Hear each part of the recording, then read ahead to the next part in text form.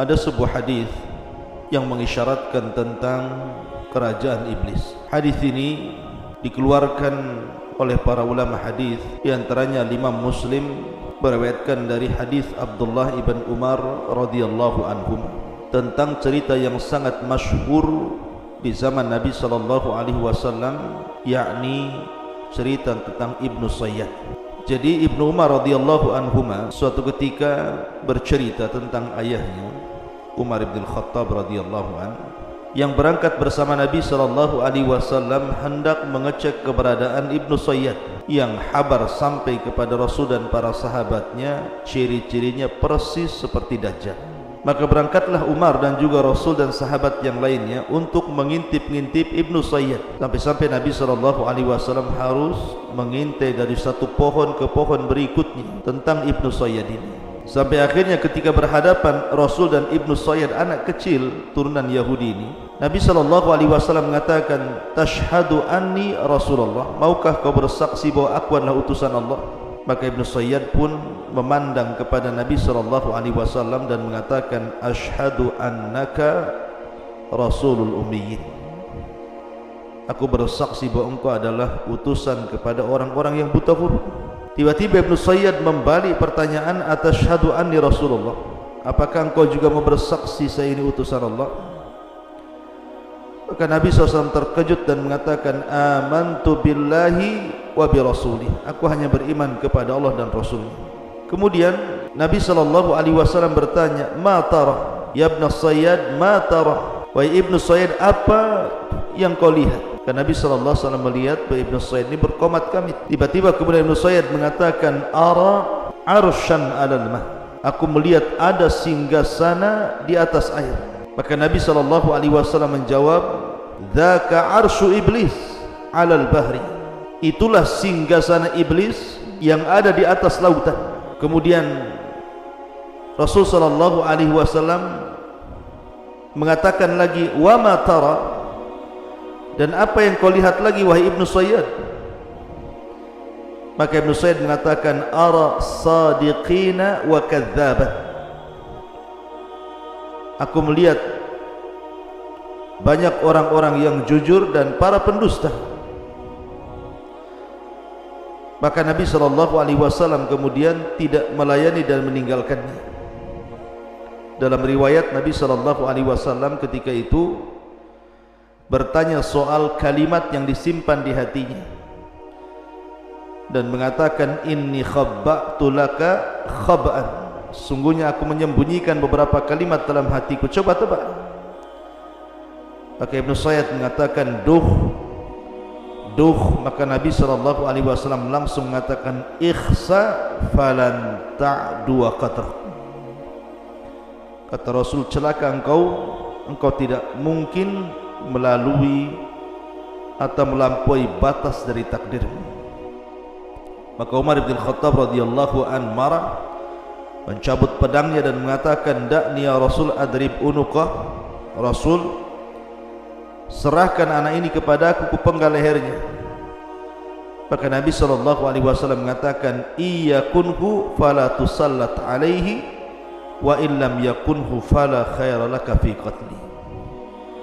Kalau memang dia Dajjal wahai Umar, kau tidak akan sanggup membunuhnya. Tapi kalau dia bukan Dajjal, tidak ada kebaikan dalam membunuhnya. Tinggalkan dia. Syahidnya dalam riwayat ini adalah di mana Nabi SAW ketika bertanya kepada Ibnu Sayyad, "Ma tara?" Apa yang kau lihat dalam terawanganmu wahai Ibnu Sayyad? Maka Ibnu Sayyad mengatakan, sebuah istana di atas air. Maka Nabi SAW mengatakan, "Tara arsya iblis alal bahri." Itu adalah singgasana iblis yang terletak di tengah-tengah lautan. Ma'asyiral muslimin yang dimuliakan Allah Subhanahu wa taala, dari sini kemudian muncul sebuah pendapat dari kalangan mutaakhirin bahwa singgasana iblis itu jangan-jangan berada di segitiga Bermuda. sebuah laut Atlantik yang ma'ruf gitu ya, dan juga benua Amerika dan benua Afrika, dan segitiga Bermuda ini ceritanya sampai kepada kita bagaimana kapal banyak yang hilang, pesawat banyak yang jatuh, dan hampir-hampir tidak bisa diteliti bangkai kapal dan pesawatnya, dan para awaknya hampir-hampir tidak ada yang selamat dan semua mati. Ma'asyiral muslimin yang dimuliakan Allah Subhanahu wa taala, sampai-sampai orang menyebut segitiga Bermuda ini laut setan atau laut iblis. Bahkan ada sebuah buku yang berjudul Dajjal akan muncul dari kerajaan jin di segitiga Bermuda yang dikarang oleh Syekh Muhammad Isa Daud dari Mesir, bahwa kawasan Bermuda adalah kawasan jin. Dari situlah akan muncul Dajjal. Jika benar dakwahan buku itu, tentu tidak akan aneh apa yang disabdakan Nabi SAW, bahwa banyak peristiwa dan kejadian yang menakutkan di segitiga Bermuda itu. Tetapi masalahnya buku ini bermasalah karena pengarangnya Muhammad Isa Daud ini terlampau percaya kepada jin muslim ini, yang jelaskan dalam buku beliau ini bahwa Dajjal akan keluar dari situ. Tentu pernyataan ini juga akan menyelisih hadis Nabi SAW bahwa Dajjal itu akan keluar di bumi sebelah timur. Kemudian Nabi SAW menyebutnya Khurasan. Khurasan itu di mana? Di Iran. Artinya hadis Nabi SAW menjelaskan bahwa kemunculan Dajjal itu di Khurasan, bukan di segitiga Bermuda. Tapi Muhammad Isa Daud ketika berdialog dengan jin, kemudian jin ini menjelaskan bahwa Dajjal akan muncul di kerajaan di segitiga Bermuda, tentu akan menyelisih hadis Nabi SAW. Intinya bahwa berkembang opini-opini di masyarakat bahwa jangan-jangan istana iblis itu ada di segitiga Bermuda tadi, karena banyaknya peristiwa-peristiwa aneh dan banyaknya kapal-kapal dan pesawat yang kalau lewat di segitiga Bermuda hampir-hampir tidak selamat dan tersedot masuk ke dalamnya. Ma'asyiral muslimin yang dimuliakan Allah Subhanahu wa taala. Tapi bagaimana menurut pandangan Islam tentang istana iblis ini? Betulkah berada di segitiga Bermuda sebagaimana prasangka sebagian orang? Ma'asyiral muslimin yang dimuliakan Allah Subhanahu wa taala, sebelum saya kupas tentang masalah ini, saya ingin memulai kajian kita ini mengurut dulu dari mengenal siapa iblis, kemudian di mana istananya, kemudian apa yang dilakukannya, apakah dia kemudian mengerahkan anak buahnya dari istana itu untuk berperang melawan Bani Adam, kemudian bagaimana akhir dari kehidupan iblis itu sendiri. Ma'asyiral muslimin yang dimuliakan Allah Subhanahu wa taala, pertama bicara tentang iblis. Iblis ini sebagian para ulama mengatakan ismu Arab, sebuah nama dari nama-nama Arab, ala wazni if'il, mengikuti wazan if'il,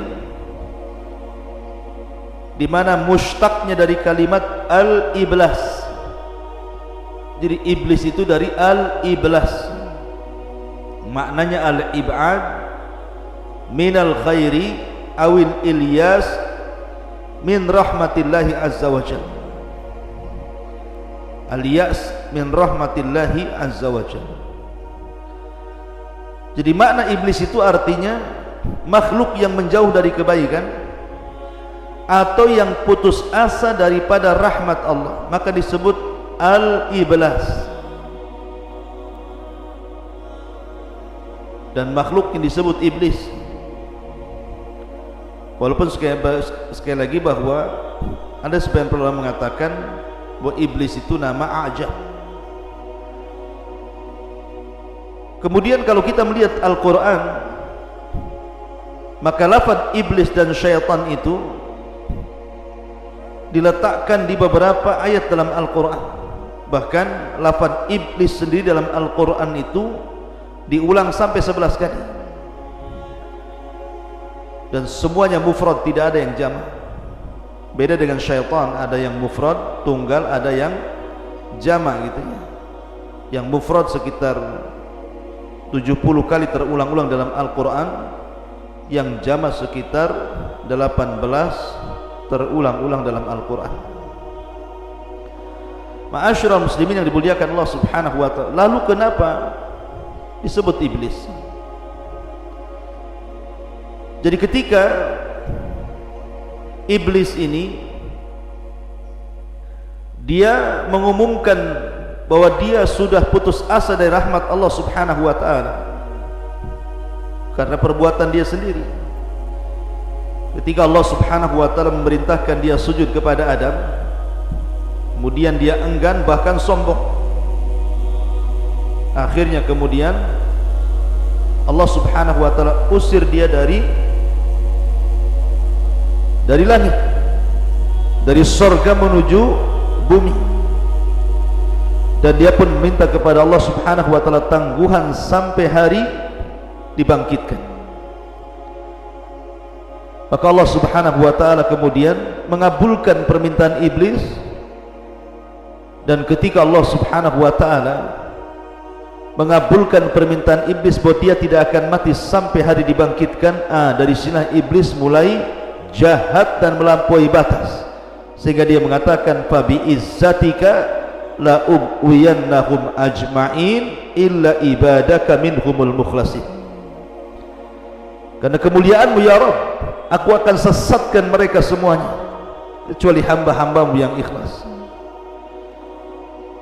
Dan Allah Subhanahu wa ta'ala mengatakan wa inna 'alaikal la'nah ila yaumiddin qala rabbi fa'anzirni ila yaumi yub'atsun qala fa innaka minal mundzirin ila yaumil waqtil ma'lum. Dan bagimu wahai iblis laknat sampai hari dibangkitkan. Maka iblis mengatakan, ya Rabb, tangguhkanlah diriku sampai hari dibangkitkan manusia. Maka Allah Subhanahu wa ta'ala mengatakan, engkau termasuk orang-orang yang akan dibiarkan hidup sampai hari yang ditentukan. Lah Ibnu Katsir rahimahullahu ta'ala menyebutkan bahwa ketika iblis ini dia putus asa daripada rahmat Allah Subhanahu wa ta'ala sehingga dia diusir dari sorga, maka dari situlah dia semakin jahat. Maka ketika itulah dia disebut iblis, karena dia diambil dari kata ablas, makhluk yang berputus asa dari rahmat Allah Subhanahu wa ta'ala. Nah, apakah iblis ini bagian daripada para malaikat ataukah dia bagian daripada bangsa jin? Karena masalahnya ketika Allah Subhanahu wa ta'ala berfirman di dalam Al-Quranul Karim tentang perintah Allah Subhanahu wa ta'ala kepada Adam kepada para malaikat, wa idh qulna lil malaikati isjudu li Adam fasajadu illa iblis. Ketika kami katakan kepada para malaikat sujudlah kalian kepada Adam, maka mereka sujud kecuali iblis. Ulama mengatakan bahwa mustathna, illa, kecuali atau pengecualian dalam bahasa Arab itu harus bersambung antara lafaz setelah dengan lafaz sebelumnya. Maknanya ketika Allah Subhanahu wa taala perintahkan para malaikat untuk sujud kecuali iblis, iblis itu bukan bangsa lain, tetapi maksud masuk daripada bangsa malaikat. Itu dalam tatanan bahasa Arab seperti itu. Ada mustathna minhu. Jadi lafaz pengecualian itu harus masuk pada yang dikecualikan, bukan di luar yang dikecualikan. Ketika Allah bicara tentang malaikat, berarti iblis itu bagian daripada malaikat.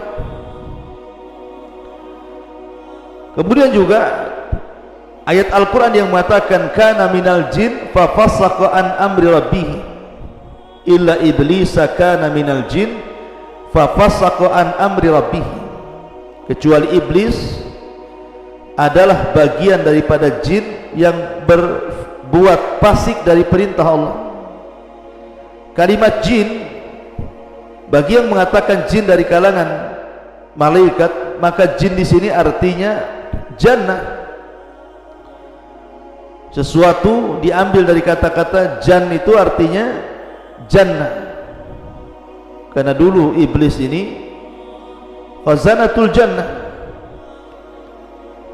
pembendaharaan sorga, maka diambil dari kata jan menjadi jin.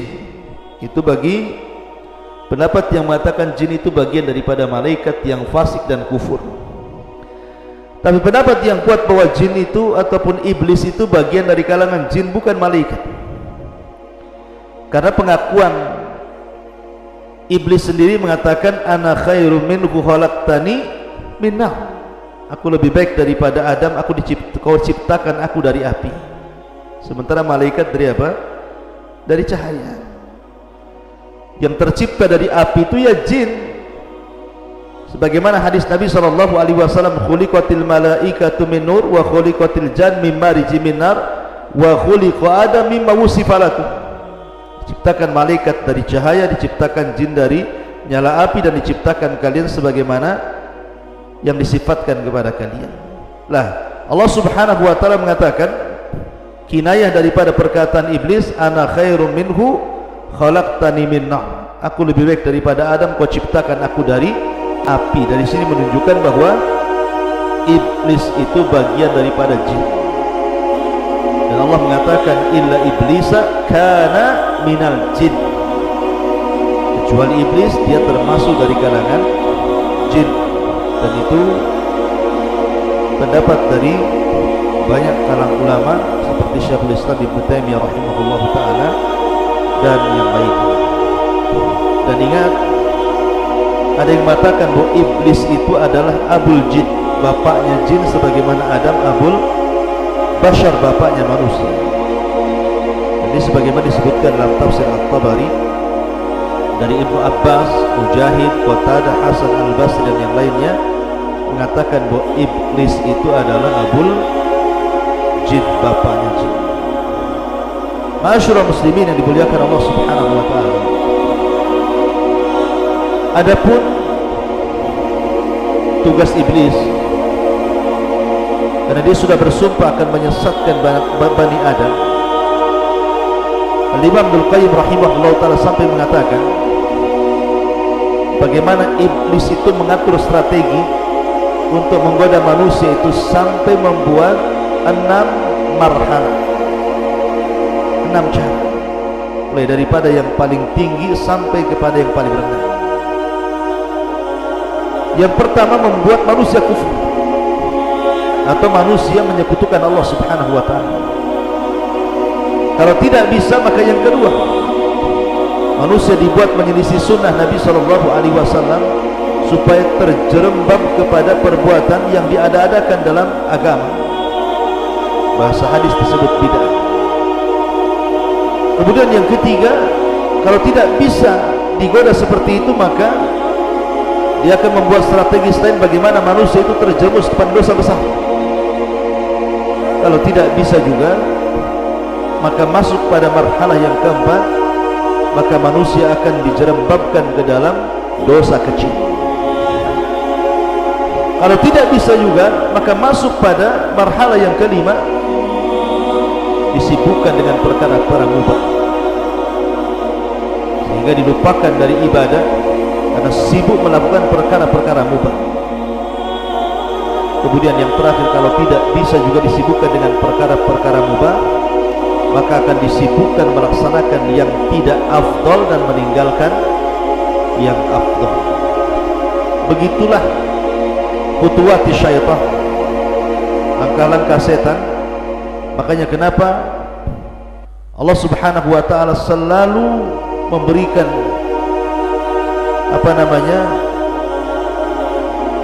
nasihat kepada kita agar jangan mengikuti langkah-langkah syaitan. Allah berfirman, alam ahad ilaikum ya bani adam alla ta'budu syaitan innahu lakum aduwwun mubin. Bukankah sudah kukatakan kepada kalian wahai anak Adam, jangan menyembah syaitan karena syaitan itu musuh kalian yang nyata.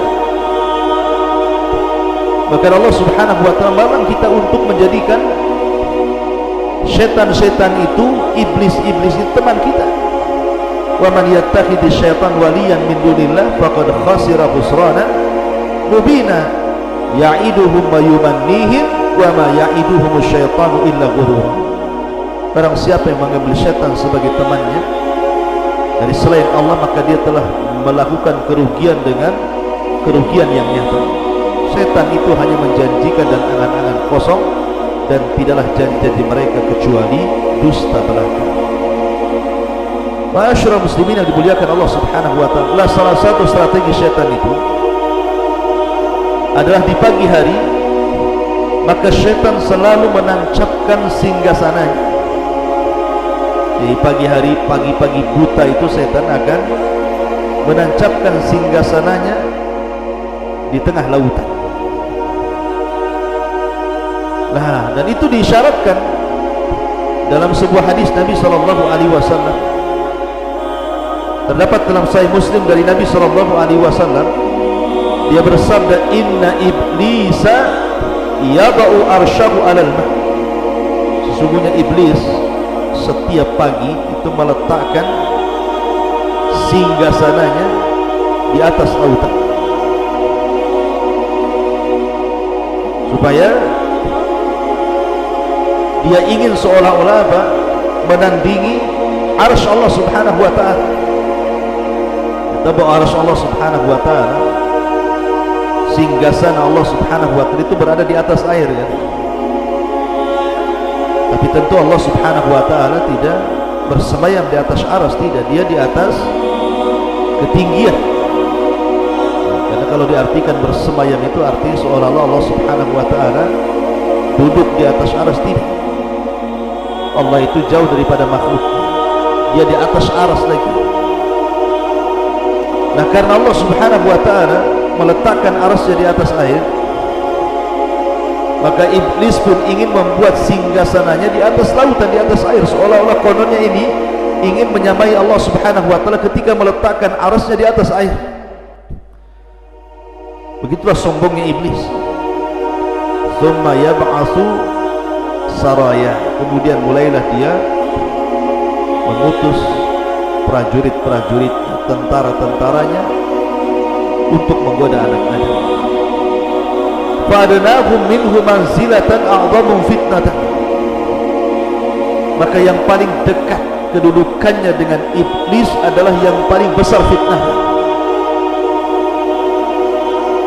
Yaji'u ahaduhum, setelah kemudian iblis di pagi hari mengatur strategisnya, kemudian merintahkan para tentaranya untuk menggoda anak Adam dimanapun berada. Setelah kemudian satu hari mereka menggoda anak Adam, maka kemudian mereka pun mulai pulang dan melaporkan hasil apa yang mereka lakukan terhadap manusia. Yaji'u ahaduhum fayaqulu fa'altu kada wa kada. Wahai iblis, aku sudah melakukan ini dan itu, sehingga orang itu berdusta, orang itu tidak sholat, orang itu berghibah, orang itu minum khamar, orang itu berzina, orang itu, dan begitu seterusnya melakukan kezaliman. Tapi iblis mengatakan, ma sana'ta syai'an, kau belum berbuat apa-apa.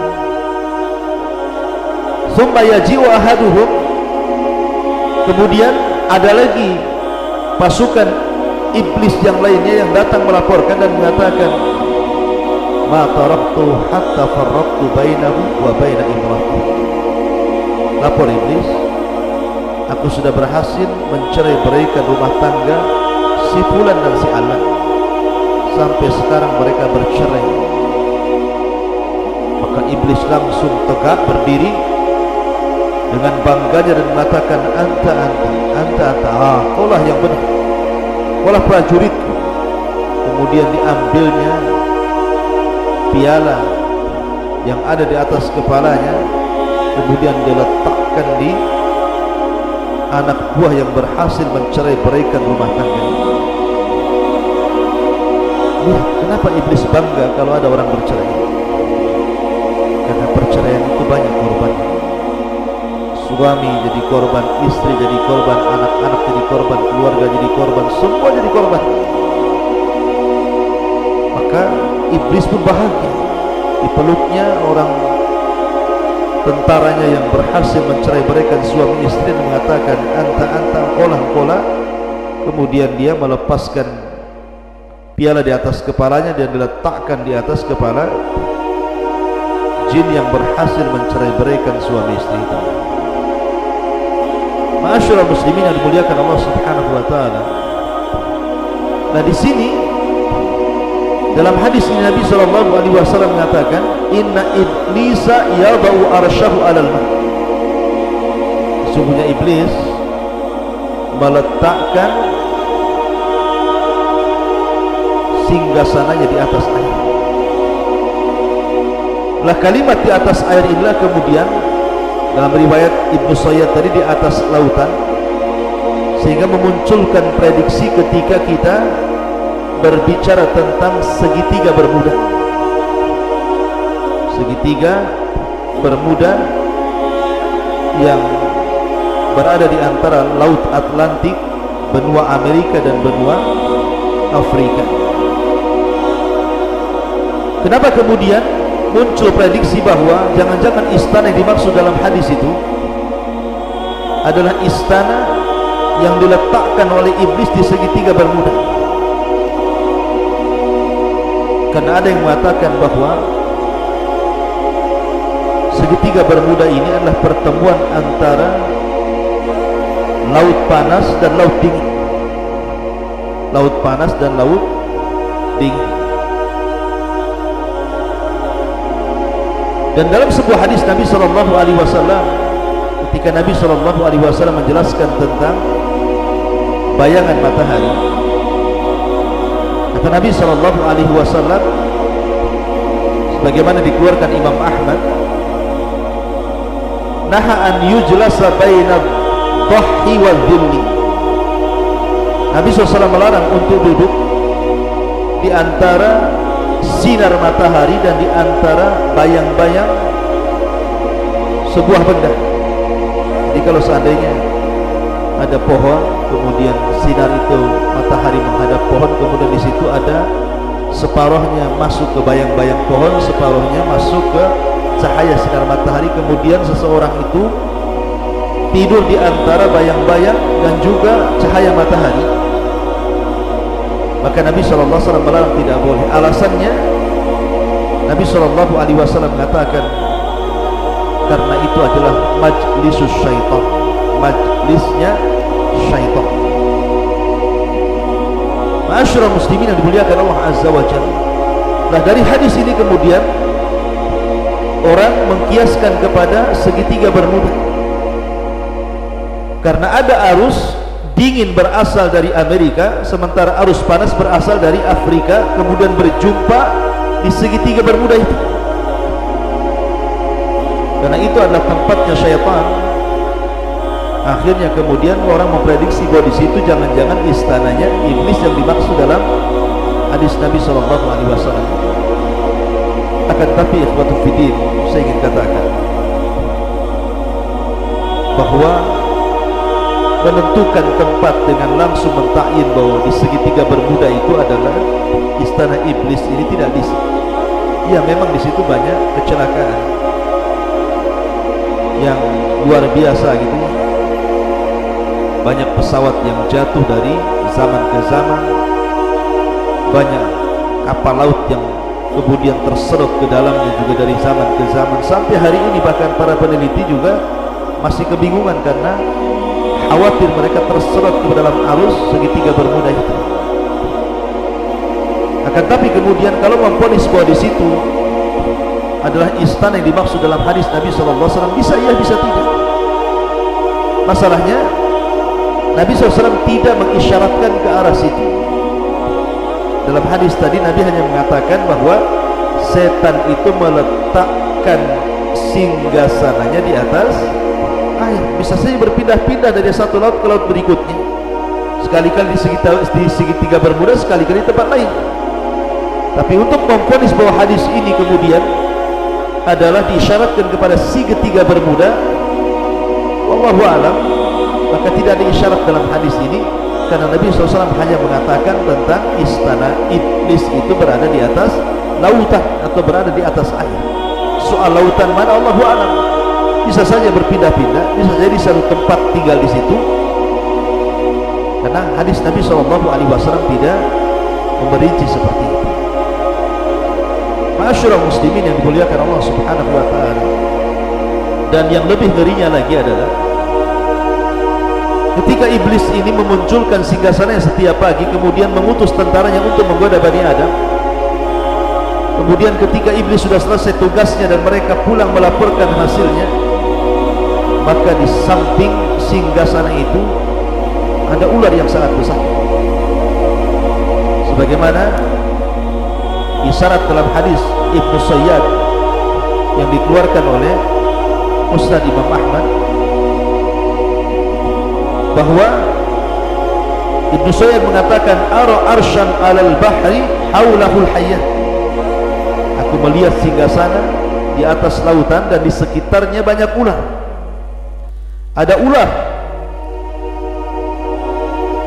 Kenapa kemudian ular? Kita teringat dengan kisah ketika Adam di surga. Ada kisah Israiliyat. Ketika iblis sudah dikeluarkan dari surga, kemudian Adam dimasukkan ke surga. Iblis kan tidak bisa masuk ke surga. Akhirnya kemudian dia bekerja sama dengan ular yang keluar masuk ke dalam surga, dan berhasil dia masuk, dan berhasil pula dia berikan was-was kepada Adam. Akhirnya Adam dan Hawa makan buah larangan dan terusir pula dari surga. Nah, karena ular ini sudah berjasa memasukkan iblis ke dalam surga hingga mampu menggoda Adam, makanya sangat dimuliakan ular.